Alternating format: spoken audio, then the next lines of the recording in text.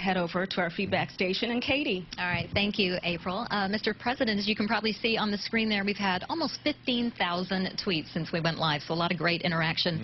And now we're moving on to an issue that we've heard a lot about from our Twitter audience, and that is Sudan. Mr. President, the January referendum in Sudan could lead to an outbreak of war. How will you prevent this? Well, first of all, this is an example of where young people have taken the lead. Sudan is where the genocide in Darfur took place. So many young people on college campuses across the country got engaged and involved in it. It helped to surface attention on the issue. And I actually think that the previous administration did some good work on this in helping to broker a peace deal between northern Sudan and southern Sudan. That's one conflict. We have then worked to make sure that in Darfur, the violence against civilians was drastically reduced. We helped to stop an outbreak of war between Chad and Sudan.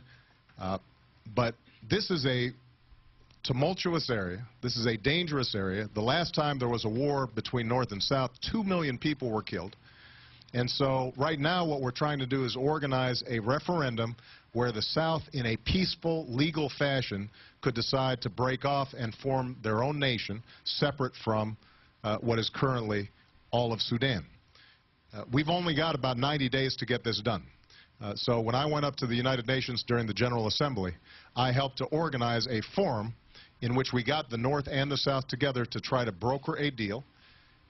I've got Hillary Clinton, my UN Ambassador Susan Rice, Special Envoy General Scott Gration, all working together.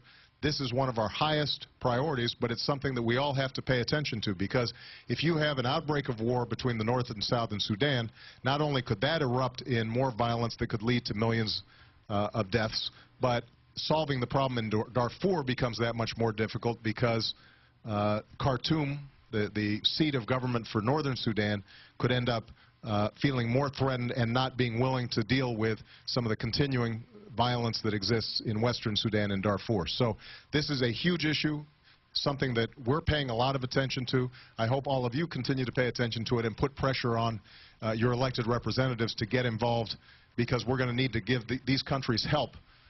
And it's important for us to prevent, by the way, these wars, not only out of charitable reasons, but also out of self-interest, because if war explodes there, it could have a destabilizing effect that creates more space for terrorist activity that could eventually be directed at our homeland. It's certainly a very difficult situation. Thank you.